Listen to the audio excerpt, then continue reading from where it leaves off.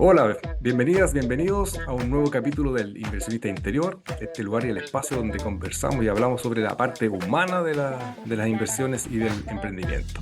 Y hoy día contamos con una invitada de lujo, Romina Capetillo. La Romy es una de las influencers en temas de educación financiera. Tiene un podcast, ¿no es cierto?, con Nitan Financieros. También es cofundadora del Finance Festival, festival de la educación financiera que creo que ya van en una segunda versión, ¿no es cierto? Esta es la cuarta versión. La cuarta versión, mira, mira que estaba perdido yo. Cuarta versión ya. Y donde junto con otros, ¿no es cierto?, expositores y speakers van pudiendo educar a las personas en términos de educación financiera. La Romy tiene más de 156.000 seguidores. Entonces, para que puedan ver el impacto que va teniendo aquí en la sociedad, va un poco a poco, entre los tantos educadores financieros que hay hoy en día, influencers, que a mí me gusta mucho porque, sobre todo tomando el concepto de Romina de empezar a democratizar la educación financiera, que es un concepto pero clave, que ojalá también partir con los niños. Romy, bienvenida. Y antes de partir, la pregunta que le hago a todos los invitados. Cuéntanos, ¿quién tú eres? Oye, primero quiero agradecerte por la invitación. A mí, como te decía fuera de cámara, me encanta conversar de este tema, así que muchas gracias porque además creo que es vital la educación financiera y mientras más canales de difusión existan, mejor. Así que muchas gracias por la invitación. ¿Y quién soy yo? Bueno, soy mamá, soy emprendedora, soy mujer, soy esposa.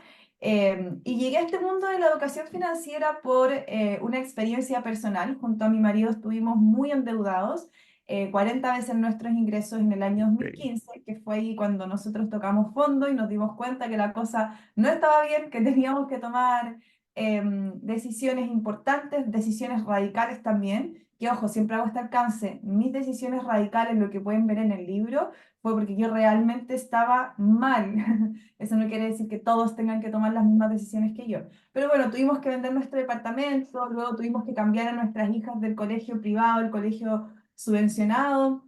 Decisiones que no fueron fáciles, irme a vivir me a la casa de imagino. mi papá, etcétera. Y en ese querer salir de las deudas, en esa desesperación de no entender el sistema financiero, yo sé que yo trabajaba en el mundo financiero, yo trabajé en una compañía de seguro, trabajé en capitalizarme muchos años también, yo conocía el rubro financiero y aún así a mí me costaba entender las finanzas, la economía doméstica, ¿cachai? Sí, Hasta dónde me puedo endeudar, cómo gestionar mis ingresos, cuánto es lo que debiese gastar para pasarlo bien, cuánto es lo que debiese gastar para mis gastos básicos, el ahorro, la inversión, etcétera. Entonces, en esa desesperación de querer salir de las deudas, me acuerdo que una vez le dije una frase a mi esposo en ese entonces que decía, algún día voy a dar charlas para que la gente no se endeude. Y bueno, ocurrió, pasó. Y tú ahí, lo declaraste, ¿sabes? sin quererlo, claro, hay que decir, dicen que hay que tener mucho cuidado con lo que uno pide, con lo que uno Exacto, dice. sí, Así que nada, pues ahí en ese querer salir de las deudas aprendimos mucho junto a mi marido. Y como yo siempre trabajé en ventas, siempre tenía el feedback de, oye, entendí muy bien lo que me explicaste, oye, gracias, me atendiste bien. Siempre traducía en un lenguaje simple. Cuando las personas me preguntaban sobre la inversión, el seguro con ahorro, la APB, o después el rubro inmobiliario, el DFL2, el 55 bis, siempre trataba de explicarlo en simple y eso caía bien, ¿cachai? La gente lo agradecía. Y ahí mi esposo, que siempre hemos trabajado juntos, siempre hemos sido socios, me decía, Romy, tenés que empezar a subir videos sobre estos temas, haz cápsulas chiquititas, y yo con el síndrome del impostor mm, a mil, decía, ¿quién soy yo para hablar de esto si estuvimos súper endeudados? De hecho, en ese tiempo todavía estábamos pagando las últimas deudas. Sentía que no tenía autoridad para hablar de eso, no tenía ningún título que me avalara, yo estudié actuación, tampoco terminé actuación, entonces decía, ¿quién soy yo para hablar de esto? Y nada, pues después, tanta la insistencia, subo mi primer video en noviembre del 2019, muerta de miedo, apagué casi que el teléfono, cerré la aplicación, pensé que todo el mundo me iba a criticar, no fue así, tuve buen recibimiento y me costó como agarrar el ritmo hasta que parte la pandemia y dije, ya, listo, acá hay una oportunidad, acá la gente estamos 100% conectados, así que veamos qué pasa. Y ahí fue que empecé a hacerlo de una manera más profesional, más constante, tomarlo en serio, hasta que ya crecimos al nivel de que hoy día tengo una comunidad en Instagram de más de 150.000 personas, en TikTok también somos más de 10, creo que 12.000 o 15.000, si no me equivoco, y aperturando mi canal de YouTube con mi podcast Ni tan financieros, así que súper contenta, también escribí mi primer libro, Del desorden al orden, ¿Cuándo aunque salió el me... libro? ¿Cómo? ¿Cuándo salió el libro? Julio del año pasado, julio Julio del del año pasado, 2020. ya. Yo Sí. pues, no sé por qué me tenía la sensación que teníamos un poco más de tiempo. Sí, no, no siempre quise escribir un libro, pero nunca me imaginé que iba a escribir sobre este tema en específico. Y ha sido súper bonita la experiencia, también he tenido un buen feedback mientras les voy contando mi historia, voy compartiendo contenido de educación financiera, así que nada, entretenido. Y bueno, fundadora también, cofundadora del primer festival de educación financiera en nuestro país, FinanFest, como tú lo o FinanFest, como le quieran decir, que este año va a tener su cuarta versión con 1.000 personas. Así que muy Mira, qué contenta. bien. No, qué bien. Yo te felicito y admiro lo que has hecho. Con otra invitada que tuvimos hace un tiempo, ella también hablaba del síndrome del impostor. Ella trabajaba como gerente en una multinacional y tenía todas estas ganas de querer emprender, pero no. Ella contaba que no se. La gente le decía, pues lo tienes todo para hacerlo, pero ella no se lo creía. Mm, Y con lo que tú, no sé, también decías, "¿Pero quién soy yo para andar haciendo, brindando contenido, haciendo videos?" Pero sin embargo, parecía ser que ahí está nomás como cosa de lanzarse. Y mientras te sí. estaba escuchando recién, me estaba preguntando, ¿qué has podido aprender de ti en todo este proceso? Desde que, no sé, tú cuentas que tuvieron la crisis con tu marido hasta el día de hoy que ya eres cofundador, ¿no es cierto?, del Final Festival, de tu podcast, de sacaste el libro. ¿Qué has ido aprendiendo de ti? Yo creo que dos cosas fundamentales, que el otro día justamente pensaba en esto, como ¿qué hoy día hago que la Romy del pasado no hubiese hecho, pero ni muerta? Buena Eh, pregunta. sí, y siento que yo te cuento con una característica que es fundamental igual para emprender, yo creo que se desarrolla, uno la puede desarrollar, que es el perseverar, ¿cachai? Pero no el ser porfiada, el perseverar, ¿me entiendes? Que es distinto al Sí, ser porfiada, ¿no? Y voy a sacar esto adelante, voy a sacar y nadie te está comprando, pero igual le da, ya, eso es ser porfiado. Pero el perseverar es perseverar en tu idea, en tu emprendimiento, o en tu sueño, en tu meta, en lo que sea. Y yo creo que esa característica me enorgullece mucho de tenerla. Ahora, no es fácil perseverar porque en el camino uno sí se queja, uno sí se frustra, uno sí dice, ya no continúo más con esta cuestión, miles de veces lo dije, pero el cómo continúas igual, cómo sigues constantemente reinventándote, creando, qué sé yo, eso por un lado. Y otra cosa importante que sirve para, que es necesario, perdón, para poder perseverar es soltar el miedo al que dirán. Yo tenía mucho miedo a equivocarme. Cuando yo estudiaba actuación, yo creo que ha sido de los momentos más incómodos de mi vida, porque tú te paras frente al escenario, frente a 20 compañeros, más tu mm, profesor, donde todos te están mirando. No, no hablo del examen en sí, hablo de los ensayos, hablo de las propuestas de personajes, etcétera. Y obvio te vas a equivocar, ¿cachai? Como es muy sí, difícil aceptarlo a la primera, porque estás en formación, estás en crecimiento, y hasta los grandes actores hay veces que no le dan en el clavo al personaje, etcétera. Y eso para mí era terrible. Yo tiritaba antes de entrar al escenario. Tenía mucho miedo a equivocarme, a la crítica. Y me he dado cuenta con el tiempo que es imposible crecer si no tenéis el feedback de un otro, ¿cachai? Es imposible avanzar si no te equivocas. O sea, las personas que se equivocan tienen muchas más herramientas para poder después hacer algo mejor, ¿cachai? De lo que hicieron sí, inicialmente. Entonces, también, no sé, yo soy súper buena para ver películas, series, y ninguna de las personas que ha hecho grandes cosas la hizo a la primera, ¿cachai? Muchos exacto. fracasaron, muchos les dijeron estáis locos, a muchos los humillaron incluso, y siguieron igual, ¿cachai? Entonces creo que para mí eso ha sido súper importante, como soltar un poco ese miedo al fracaso, miedo al equivocarme, miedo al que dirán, e intentarlo igual, ¿cachai? Finalmente, el que no hace nada no obtiene nada. El que hace obtiene resultados, que pueden ser buenos o malos, pero obtiene resultados. Y siempre me quedo con la frase de Nico Orellana, no sé si lo conoces, Sí, eh, perfecto. que decía la otra vez, no le importas a nadie, probablemente me decía. Entonces, ay, nomás, si, ¿a qué le importa? ¿A tu mamá, a tu papá, a tu familia cercana, ¿cachai? Pero al resto no le importas. Entonces, si te equivocas, no te equivocas, dale nomás. Sí, es buena esa, como esa consigna de tener claro que no le importamos a nadie. Es como ese que suena como duro, pero es liberador de cierta forma, porque como no le importa a nadie, entonces da casi como lo mismo, pero teniendo en cuenta lo que tú decías, que me importa a mí. Sí, eso es lo importante, me importa a mí.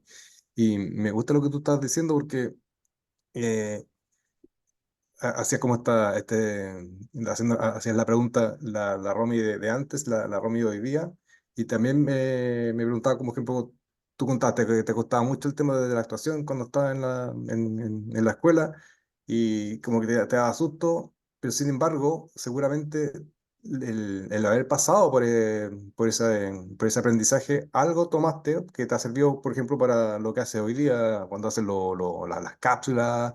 em, te presentas frente al público cuando haces de speaker. Entonces, ¿cuánto de eso también de lo que, como de la vida anterior, te sirve como recurso para hoy? O sea, 100%. Yo creo que nadie vive algo que no debe vivir o algo que no va a ser de aporte en tu vida, en algún área, en alguna parte de tu vida. Lo mismo, cuando te encuentras con ciertas personas que tú decís, ¿para qué conocí a esta persona si lo único que hizo me hizo daño? ¿Cachai? Mm, Algo te aportó. O sea, no nos cruzamos porque sí, ¿cachai? Tú también eras una X persona cuando te encontraste con esa persona, ¿cachai? Y creo que es fundamental todo lo que nosotros aprendemos en el pasado, cómo lo incorporamos en nuestro presente. Yo me acuerdo que en el colegio yo era muy mala para el colegio, me iba muy mal, repetía cursos, mal, mal, mal. Y nunca entendía el colegio, nunca, mm, no sentía que no me servía para nada, ¿cachai? Esa era mi consigna en el fondo. Y me acuerdo que en una clase de tecnología hubo un proyecto que la profe dijo, teníamos que hacer algo con crochet, tejiendo a crochet.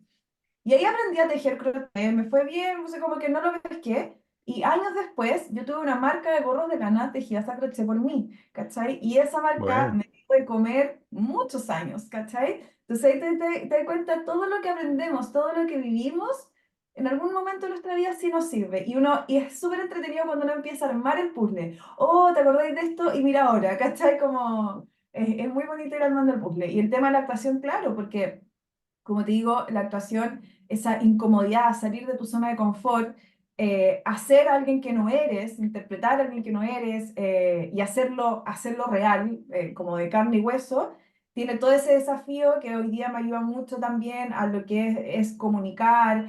Obviamente el mundo de las redes sociales es completamente distinto al mundo de la actuación, de la ficción, ¿cierto? Pero sí. sí hay ciertas herramientas de la comunicación que sí sirven, que sí ayudan el mismo hecho de cómo me pongo frente a la cámara, la entonación de la voz y todas esas cosas que sí se aprenden y sí te sirven al momento de crear contenido. Así que de todas maneras sí, me ha servido.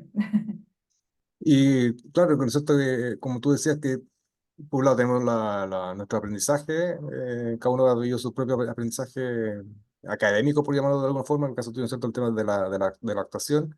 Y me gustó lo que tú dices, nos cruzamos con distintas personas, entonces cuando tú decías eso, parecía de ser, tú me corriges, que una competencia, una habilidad clave es tener apertura de escuchar a otros, qué puedo aprender de esa persona, a pesar de que quizás tuve una mala experiencia con dicha persona, pero quizás que aprendí de aquello, de manera de poder ir incorporando, y por eso nosotros hablamos del inversionista interior, porque vamos invirtiendo en nosotros mismos, como a juicio mío es la inversión más importante, y entonces vuelvo, es como la importancia de tener esta apertura para estar como atentos para ir tomando conciencia de todo lo que podemos como ir adquiriendo del entorno y como tú bien decías, de otros.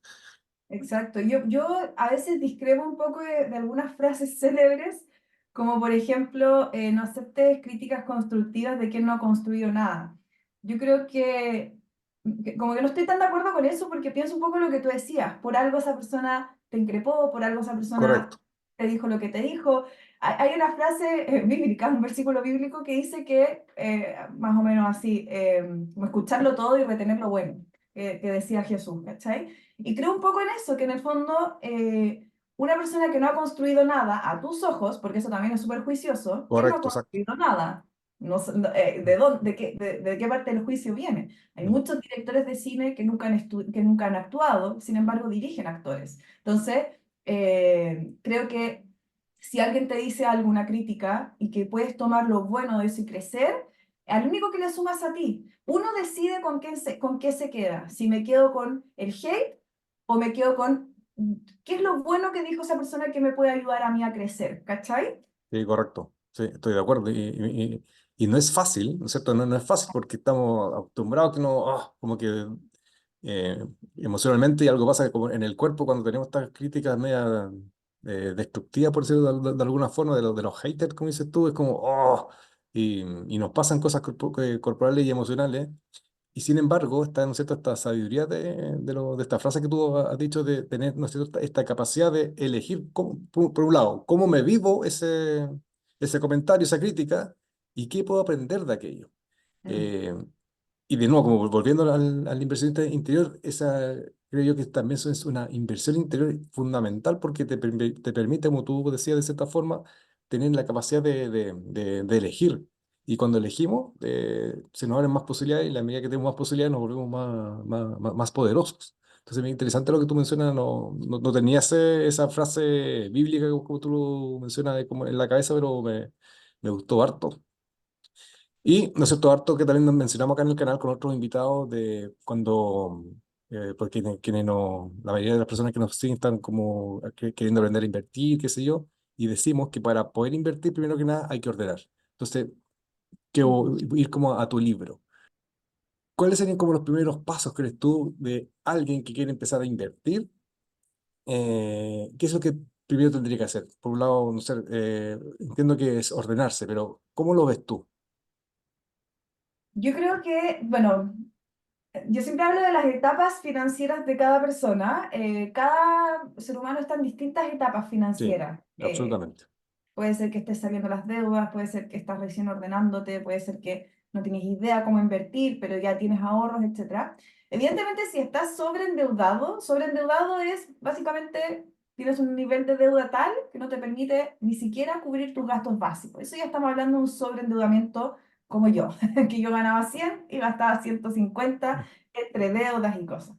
Si ese es tu nivel, si esa es tu etapa, despreocúpate de la inversión. Yo sé que uno habla mucho del ahorrar, invertir, etcétera, pero en esa etapa no te angusties con querer ahorrar, invertir, porque probablemente no lo logres.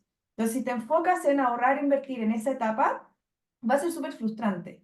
Va a ser desmotivante, vas a sentir que no eres capaz, que no eres suficiente, etcétera, cuando tu foco real debe ser salir de las deudas, bajar esa carga financiera, y ese debe ser el foco. ¿Para qué? Para que después ya puedas comenzar a gestionar, o ahorrar e invertir, ¿cachai? Pero lo primero es salir de esas deudas. Y una vez que ya sales de esas deudas, a mí algo que me ayudó mucho a invertir de manera consciente fue estudiar. O sea, yo tengo una ley que yo no invierto en lo que no entiendo, ¿cachai? Bueno, sí, Que lo he aprendido de otros inversionistas también. No inviertas sí, en lo que no entiendes. Warren Buffett lo dice sí, también. por supuesto. Él dice, yo solo invierto en las empresas que he estudiado, qué sé yo. Em, entonces creo que eso para mí ha sido clave, estudiar y luego invertir. Y luego de estudiar, tampoco invierto todo de una, ¿cachai? Soy súper buena para diversificar. Yo sé que hay algunos inversionistas que no les gusta la diversificación. A mí me gusta porque siento que puedo reducir un poco el riesgo, ¿cachai? Incluso si invierto en el mismo instrumento, no pongo toda la plata en la misma acción. Trato igual de diversificar en otras acciones. Y no pongo todo de una. O sea, primero parto con un monto, no sé, si tengo 1 millón para invertir, bueno, dejo 100.000 para comenzar y ver y ya cuando estoy segura le doy.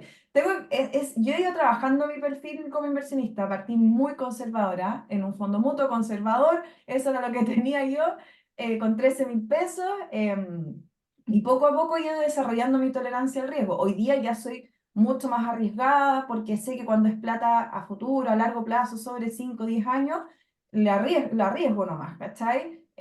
Cuando invierto en instrumentos de mayor riesgo, como no sé, pues son las criptomonedas, literal es plata que yo sé que podría no volver a tener, ¿cachai? Y digo Claro. como, "No", esta plata, si ya la pierdo, me va a doler. Obvio, yo creo que no hay nadie que le duele perder plata, pero al menos sé cómo son las reglas del juego, ¿cachai? Eh, y yo creo que eso, estudiar, diversificar y cómo se llama, y invertir en lo que se entiende nomás, pues no hacerle caso al resto, porque y esto no quiero decir, ojo, no se trata de que el resto te quiera fregar o que, no necesariamente eso, pero por ejemplo tú vas a hablarle al resto en base a tu experiencia, entonces Correcto, el que compró Bitcoin a $12.000 hoy día está hablando maravillas de Bitcoin. El que compró Bitcoin a $60.000 todavía lo está odiando, ¿cachai? exacto, sí, Y exacto. estamos hablando del mismo instrumento, pero desde punto de partida distinto. Entonces, por eso es importante estudiar y cada uno sacar sus propias conclusiones. Has dicho hartas cosas que son bien clave, ¿no es cierto? Tú contabas que al principio, bueno, primero, no invertir en lo que uno no entiende. Yo lo vi de carne propia cuando empecé a darme las de capitalista, invertí en varios startups que no entendía, pero como que les creía a a los muchachos, a los emprendedores y se perdió toda esa plata, además, mucha plata. Y ahí también, como tomándolo, ¿no es cierto?, lo de Warren Buffett. Si no entiendo, no invierto. Entonces, eso uno. Lo otro que tú decías, ¿no es cierto?, partiste con un perfil de inversionista bien moderado, bien conservador, y poco a poco empezaste a tomar más riesgo. Interesante porque una forma de gestionar el riesgo es entendiendo, educándose de manera de tener mayor herramientas. Entonces, claro, a la medida que tengo mayor herramientas, soy capaz de poder tomar mayores riesgos. Entonces, mira qué interesante también eso. Y lo otro, que a veces la gente cree que esto de invertir es como un copy-paste. Ah, la Romy está invirtiendo en Bitcoin, entonces yo también voy a invertir en Bitcoin. Claro, pero resulta que a lo mejor tú compraste Bitcoin a $1.000 y hoy día estoy comprando a 30.000. Y después, oye, Romero, no era tan bueno esto del Bitcoin, mira, vas a comprar 30.000 y ahora están en 15.000, estoy perdiendo un 50%. Claro, pero es que yo compré cuando estaba a 1.000, por lo tanto todavía estoy ganando 15 veces la inversión. Entonces eso también Exacto. pasa que la gente como quiere hacer un copy-paste sin hacer este paso previo de empezar a entender quién soy yo como persona para poder posteriormente saber cuál es el tipo de inversionista que quiero llegar a ser. Entonces me gustó mucho lo que tú decías de poder tomar conciencia de el tipo de perfil que como inversionista he de tener, y aquí me cuelgo de otro influencer que se llama Víctor Sánchez, no sé si tú ubicas a Víctor, Sí, y Víctor habla mucho del plan de vida, entonces dice, mi estilo de inversionista tiene que estar alineado a mi plan de vida, no al revés, no que mi vida se alinea a las inversiones, sino que al revés. Entonces me gusta harto lo que tú estabas mencionando, ¿no es cierto? Esto de ir conociéndome para poder ir desarrollando mi inversión interior para que posteriormente mis inversiones externas sean de alta calidad. sí. Oye, y está como con la duda y la inquietud. ¿Cómo hicieron con tu marido para salir de esa deuda 40 veces mayor a tus ingresos? Bueno, lo primero fue la reducción de gastos considerable. O sea, nosotros vivíamos en un departamento que habíamos comprado cuando nos fuimos a ir juntos en el año 2009 con muchas regalías, porque era en plena crisis subprime en Estados Unidos y nosotros nos llega todo lo que ocurre allá. No sé si tú te acuerdas de ese tiempo de las ventas nocturnas que Sí, me hacía la acuerdo, sí. inmobiliaria. La Ya, inmobiliaria, sí. sí, ahí nos regalaron el pie, o sea, nos dieron bono pie, nosotros no pusimos ni un peso para ese departamento más que la reserva. Nos regalaron lavadora, microondas, refrigerador, plasma en ese tiempo. O sea, había muchos como regalos, mucha facilidad también para poder comprar una propiedad. Y compramos esa propiedad y la vendimos en el 2015 porque a nosotros nos llegó una orden de embargo, que si no pagábamos nos íbamos a perder el departamento, básicamente. Entonces no teníamos mucho tiempo entre que lo podíamos poner a arrendar, pero ya teníamos teníamos por lo menos tres dividendos, cuatro dividendos atrasados, más o menos. Entonces tampoco el arriendo nos solucionaba algo, o sea, Claro. igual Mm. vamos con ese default todos los meses. Y lo ponemos en venta, contra todo pronóstico llega una persona con plata en efectivo, eso hizo que obviamente el trámite en vez de pasar para las personas que están escuchando y no saben, cuando uno vende una propiedad o compra una propiedad con crédito hipotecario, puede tardar 3, 6 meses fácil entre que se reserva, se gestiona la aprobación, el banco dice que sí, se firma, etcétera. O sea, pueden perfectamente pasar 3, 6 meses, ¿cachai? El hecho de que esta persona llegara con dinero en efectivo, eso bajó a 1 mes y medio, ¿cachai? O sea, fue muy, muy rápido, eso hizo que nosotros pudiéramos salvar el departamento, pero nosotros teníamos doble deuda, teníamos nuestra deuda original, más una deuda de una repactación que hicimos en el camino. Entonces teníamos doble deuda, entonces no íbamos a ganar toda la plata que nosotros creíamos que íbamos a ganar, y además tomamos malas decisiones, porque cuando recibimos esa plata, que eran como 18 millones, me acuerdo, lo que finalmente nos quedó para nosotros en ese tiempo, igual era N plata para el dos mil De quince momento, sí, claro, sí. ¿Qué es lo que nosotros podríamos? No nos alcanzaba para pagar todas nuestras deudas, porque estábamos muy endeudados, pero sí podríamos habernos puesto al día y haber prepagado como dos deudas un poco más grandes, ¿cachai? ¿Qué fue lo que hicimos nosotros? Nos pusimos al día con unas deudas, pagamos como unas chicas y nos fuimos de viaje a Punta Cana. Siempre voy a recordar ese viaje, esa mala decisión, pero siempre hago el link de lo heavy que es la deuda en la vida de las personas, porque nosotros estábamos tan mal, y cuando digo mal, no es tan solo mal un tema económico, estábamos mal como pareja, estábamos Exacto, mal. sí. O sea, yo en ese tiempo, el otro día me acordaba, y voy a contar algo súper íntimo, pero el otro día me acordaba que en ese tiempo yo levantábamos a nuestra hija mayor, nosotros teníamos dos hijas, la mayor y la menor, levantábamos a la mayor para llevarla al colegio, que entraba a las 8 de la mañana, y mi marido volvía y nosotros seguíamos durmiendo. Y yo digo, esa cuestión, debemos haber estado en depresión, ¿cachai? Mm, Porque esas ganas de no querer existir, de no querer levantarte, de no tener esa motivación de decir como ya vamos, ¿cachai? Y dormíamos, no sé, porque hasta las 11 de la mañana y ahí llevábamos a nuestra otra hija al jardín. ¿Me entendía? Entonces, en ese tiempo yo no lo veía, yo existía nomás, ¿cachai? claro, Como sí, sí. ahora rebobino para atrás y digo, wow, qué heavy, que de seguro estábamos atravesando una depresión importante que nos tenía en esa rutina, en esos hábitos, ¿cachai? Entonces estábamos súper mal, y para nosotros ese viaje fue como un, wow, ¿cachai? Como una vía de escape, no sé, un rayito de sol en medio de toda la tormenta, ¿cachai? Que estuvo muy mal, obvio, financieramente hablando, fue una muy mala jugada porque nos demoramos mucho más en salir de las deudas versus lo que Correcto, nos exacto. sido. Pero siempre digo, bueno, fue parte del proceso que teníamos que vivir y así empezamos ¿cómo se llama? Poco a poco a ordenar nuestras deudas y yo creo que nuestro punto, como decir, el ya basta, el clásico ya basta, nosotros llevábamos 2 años viviendo con mi papá, casi 2 años, y yo amo a mi papá, o sea, no tengo ni un rollo, pero en esa casa estaba viviendo mi papá, mi abuelita, que era su suegra, la mamá de mi mamá había fallecido hace 1 año atrás, ¿cachai? Se vivía mi papá, mi abuelita, que era la suegra de mi papá, mi otra hermana, porque también estaba con sus rollos, con sus dos hijos, Chuta, ya. y nosotros con nuestras dos hijas, ¿cachai? Y estábamos viviendo en dos habitaciones que en verdad no eran habitaciones como tal, sino que eran bodegas que se habilitaron como habitaciones para que nosotros Mira. pudiéramos vivir ahí. Y me acuerdo que como en ese invierno del 2017 empieza a llover, así como piola, y de pronto se pone a llover, pero así cada vez más fuerte, más fuerte. Nosotros notamos que en la pieza de nuestra hija empieza a caer como una pequeña gotera, la gotera empieza a crecer, y de pronto el techo de mis hijas era una cascada, o sea, Oh, literal, caía, caía, caía agua. O sea, empezamos con mi esposo como con rabia, con todo, sí, me sacando imagino, sí. juguetes, ropa, alfombra, todo que estaba como destruyendo ahí con el agua. Y ahí mi esposo me dijo, esta weá, perdón, esta Dale, weá, no, dale, sí.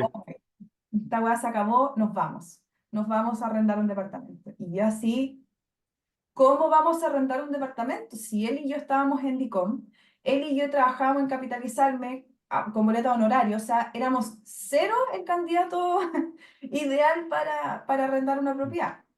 Y me acuerdo que amigos nos decían, no, imposible, no les van a arrendar con papeles y todo. Teníamos los papeles de mi hermana y de mi cuñado que, como aval, pero nuestros papeles no. Y nada, pues yo no iba a mentir, yo siempre dije, vamos a buscar con la verdad, ¿cachai? Para mí soy súper ñoña en ese sentido, vamos a No, buscar con la bien. verdad.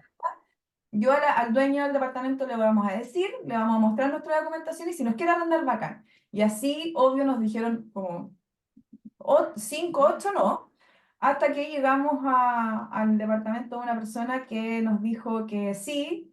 Me acuerdo que ella nos dijo, le cuento toda la situación, me pide que le mande mi DICOM eran como 4 páginas, era una cuestión ya así absurda, porque habían cheques pretestados, cuotas Oh, de tarjetas de crédito de consumo, y todo eso va como una línea, pues entonces al final eran, no sé, 12 cheques protestados del colegio de las niñas, ponte tú, del segundo semestre, y después, y así, pues, ¿cachai? Y ella me dice como, ya, déjame pensarlo y te llamo mañana. Y esa noche fue terrible, yo así como, "Oh, que sea mañana, por favor". Y ahí nos llama y nos dice, mira, no sé por qué, pero el departamento es de ustedes, se los voy a arrendar. Y ahí para nosotros creo que fue como un antes y un después importante de decir, ya, esta mala racha se acabó. ¿Cachai? Contra todo pronóstico, nos arrendaron un departamento estando en Dicom. Nunca le fallamos, por supuesto, con el arriendo. Yo le dije que si bien estábamos en Dicom, nunca le íbamos a fallar con el arriendo y así fue. Después nos cambiamos porque creció la familia nomás, pero me encantaba ese departamento. Aparte tenía una relación como sentimental, ¿cachai? claro, Como, sí, claro. Fue como y un ahí lugar de acogida realmente. sí, pues, y ahí pudimos empezar a ordenarnos ya más fuertemente, teníamos también la motivación de pagar este arriendo, ¿cachai? De darle este hogar a nuestras hijas, y ahí fueron los últimos 3 años como más densos, pero también más relajados, como ya habíamos pagado los primeros 2 años, literal, eran pagar, pagar, pagar, pagar, y ya después era empezar a organizar un poquito mejor. Y yo diría que decías que el 2017 fue como el año más denso, están Mm. pasando casi 7 años ya, y dicen que cada 7 años pasan cosas, ¿no? Vienen como cambios. ¿Cómo está siendo hoy día la situación de ustedes como pareja, como familia? No, hoy día es completamente distinto. Aparte con mi pareja ya, o sea, con mi pareja, con mi marido ya llevamos 15 años juntos. Mira qué Nos bien. conocimos bien chicos también. Tenemos 3 hijas. Y hoy día yo creo que el escenario es completamente distinto. O sea, si bien, de hecho, el año pasado yo sentía que fue el año como de trabajar los traumas, porque a mí me pasaba todavía que cuando yo pasaba la tarjeta de crédito al comprar, ahora, todavía siento ese como dolor de guata de va a pasar o no va a pasar, aún sabiendo que si tengo Mira, cupo, mm, si tengo plata, ¿cachai? Son microsegundos, que es sí, como ese apretón y después, ya, tranquila, si la plata está, ¿cachai? Como no pasa nada, porque me pasó tantas veces que la tarjeta no pasó, no pasó, que de plano tuve que dejar cosas en la caja. Hay una escena en una serie que se llama Las cosas por limpiar, y justamente ella sacando cosas de lo que estaba comprando porque no le alcanzaba, ¿cachai? Entonces me pasó tantas veces eso que hoy día todavía tengo ese como recuerdo corporal, y también me pasaba como ese temor de en qué momento me vuelvan a endeudar, porque como no siempre podemos estar bien, ¿cachai? Como esa sensación de, no, la vida es cíclica, así que en algún momento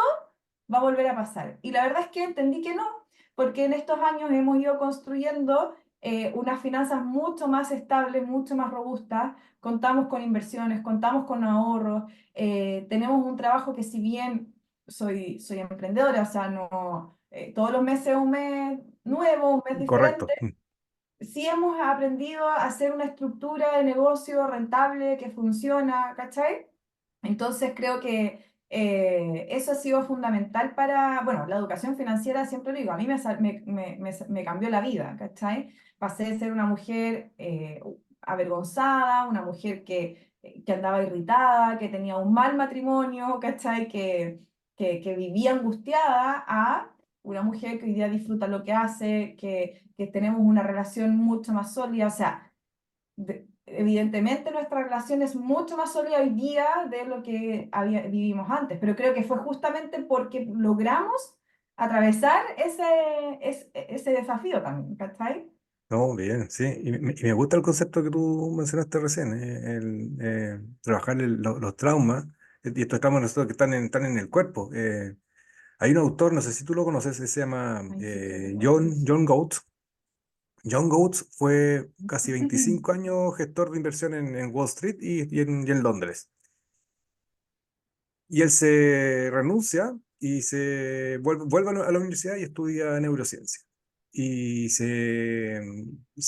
le pone su foco en todo el tema biológico. Entonces, hoy día su libro se llama La biología de la toma de riesgos. Y él va diciendo efectivamente, quienes están en el mundo de las inversiones tienen estos microsegundos corporales que son como cosas aprendidas de cuando, no sé, pues están en un momento alcista, hay la euforia y el cuerpo genera cierta hormona y pasa toda una cosa biológica que hace que uno se comporte de cierta manera.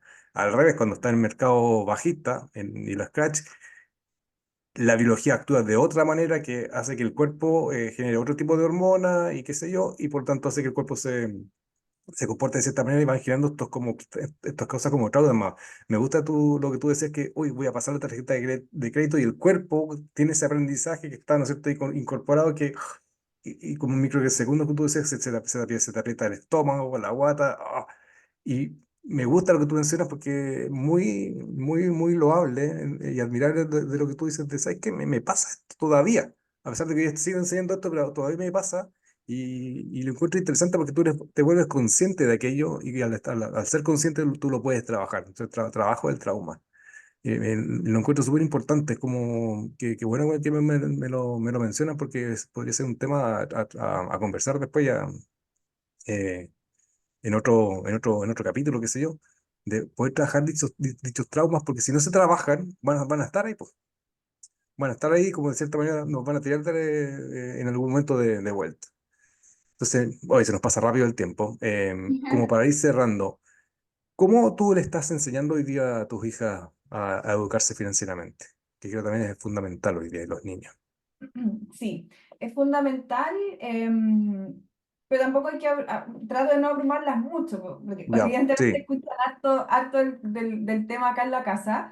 Pero sí, hay una cosa que yo hago, bueno, hago dos cosas específicamente, a las dos más grandes, porque la más chica tiene 2 años, pero por ella ya estoy invirtiendo desde que nació, y por las dos más bien. grandes les doy una mesada, que es una mesada más bien simbólica, son Bueno, 1.000 pesos por año cumplido, o sea, la que tiene 14 recibe 14.000, que probablemente se la vamos a subir un poco, porque ahora como que ya está teniendo algunas salidas y cosas, entonces me decía, mamá, ¿y si me subes un poco la mesada? Y la más chica son 9.000 pesos todos los meses. Y con esa plata ellas tienen que distribuirla en cuatro cosas, que a veces se logra, a veces no se logra, porque son niñas al final. Pero en gastar, hay una parte que tienen que dejar para gastar. Donar, me gusta mucho, ay, se bueno, rió el lobito. Donar, me gusta mucho que una parte del sueldo, y esta es una creencia mía, cada uno puede incorporarlo como no, pero yo creo que es súper importante entender que es bueno soltar una parte del dinero. Y si uno puede hacer aporte para un otro, bacán, yo creo mucho en eso de que la cosa fluya, ¿cachai? sí, sí, Del movimiento de la plata. Lo segundo, perdón, lo tercero, ahorrar, que es ahorrar, no sé, para las vacaciones, que van a la feria, por ejemplo, y quieren comprarse algo, qué sé yo. Y por último, invertir. Y la plata para invertir es así que no se toca hasta los 18, ¿cachai? Y otra cosa que hago es involucrarlas en el presupuesto, no en el presupuesto como responsabilidad propiamente tal, que la responsabilidad económica es de la mamá y del papá, ¿cachai? correcto, sí, Pero sí, por ejemplo, vamos a salir, ok, el presupuesto de esta salida es tanto, entonces ellas saben que, no sé, para el cine va a ser una cabrita grande para las dos, ¿cachai? Y un jugo para cada una, por ejemplo, ¿me entiendes? Cuando los niños tú les avisas previamente cómo van a hacer las cosas, no hay discusiones después, ¿cachai? O sea, por ejemplo, claro, si vamos a está la bueno eso, playa, sí. sí, pues no hay discusión. Si vamos a la playa, ¿ya qué actividades quieres hacer? ¿Andar en caballo, andar en moto, ir a la feria, a los juegos, qué sé yo? No podemos hacer todo todos los días, ¿cierto? Todas las cosas todos los días. Entonces, este día va a ser de ir a las motos, este día ir a caballo, este día no vamos a hacer nada, vamos a realmente quedarnos en la playa todo el día, por ejemplo, no sé. Entonces, cuando llegan las vacaciones, no hay discusión, mamá, que quiero ir de nuevo a los juegos. No, pues si acuérdate que este día eran los juegos, este día son las motos, este día es hacer nada. Y los niños entienden, sí, son súper, o sea, los niños son súper inteligentes, ¿cachai? Son Sí. esponjas, entienden de una. Entonces, esa involucrarlos con ese tema de los presupuestos es genial porque aparte no tan solo te ayuda el tema económico, sino que también te ayuda el tema de lidiar con esas mini discusiones que a veces o entorpecen las vacaciones o te mantienen un poco más irritada, ¿cachai? Así que eso es lo que yo hago como las trato de educar. Y obviamente Eh, siempre estar atenta a las preguntas, porque lo que uno cree que necesitan saber no necesariamente es lo que quieren saber. Entonces siempre trato de estar muy atenta a las preguntas. Ellas como escuchan harto el tema de finanzas en la casa, a veces no preguntan tanto, pero sí de repente mamá, ¿cuál es la otra es mi hija? ¿Cuál es la diferencia entre la tarjeta de crédito y la otra? Me dijo. Y Bueno, ahí le estuve explicando, ¿cachai? En resumen, le dije, la de crédito es plata del banco y la de débito es plata tuya. Listo, para que lo entendiera. Pero eso, estar atentos a lo que no, a lo que dicen, a lo que hablan.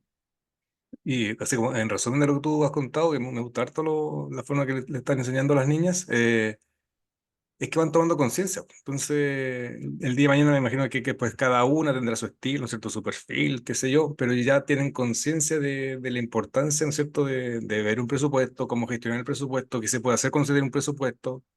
eh, que la mayoría de los niños, como no se les enseña, ya cuando llegan más adolescentes, ya más adultos, les cuesta mucho porque no tienen esa conciencia.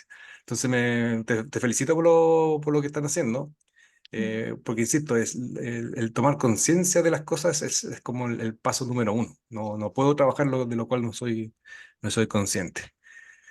Romy, oye, se nos pasa rápido el tiempo. Te agradezco mucho lo que nos has compartido hoy día. Seguramente tienes mucho más que entregar. Vamos a dejar aquí los datos para que la gente pueda tener acceso al podcast tuyo, al libro, que creo que el nombre lo dice todo, del desorden al orden. Yo siempre digo, Mm, para poder invertir hay que estar ordenado. Primero, ordenar todo. Tú dijiste hace un rato cuando el tema de los Bitcoin, por ejemplo, estar dispuesto a perderlo todo. Y es la consigna número uno que nosotros hacemos en el curso de inversión que tenemos. Digo, primero que nada, tengo que invertir lo último que tengo y estar dispuesto a perderlo todo. Y por eso no invito a que la gente lo pierda todo, sino que tenerlo mentalmente, emocionalmente preparado para aquello. Cuéntame, algo que quiera con lo cual cerrar esta conversación de hoy. mm, entender que la vida tiene matices, la vida no es blanco y negro, Sí, no quiere decir que ahora o vas a leer el libro, por ejemplo, vas a tomar un curso y de ahora en adelante tu vida financiera va a ser perfecta. O sea, yo todavía sigo teniendo pequeños tropezones, ¿cachai? Y a veces sí se me pasa la mano con el delivery. Lo importante es retomar siempre el hábito y hacerse mm, consciente de eso, ¿cachai? O sea, es como que a veces de repente me escriben por Instagram como, pucha, Romy, quiero ser como tú y tener mis finanzas todas ordenadas. No, si yo igual de repente tengo que lidiar con mis finanzas, ¿cachai? Ahora, la diferencia es que hoy día tengo un backup, tengo un fondo imprevisto, tengo ahorro, inversiones que me permiten, cuando me pego esos pequeños desórdenes, no recurrir a la deuda, ¿cachai? No sí, recurrir al banco, sino que a mí misma, a mis ingresos, qué sé yo, y retomar siempre el hábito. Y lo otro, estar en constante aprendizaje. O sea, este es un tema me encantó, sí. infinito, o sea, no se acaba nunca. El mundo de las deudas, el mundo de generar ingresos, el mundo de las inversiones, no acaba nunca, siempre se va a estar renovando, siempre van a estar apareciendo nuevas cosas, así que siempre, siempre educarse. De hecho, a mí me pasó que el año pasado fue un año de yo educar mucho y soltar un poco mi educación, porque cuando uno está educando a veces no te da el tiempo para Correcto.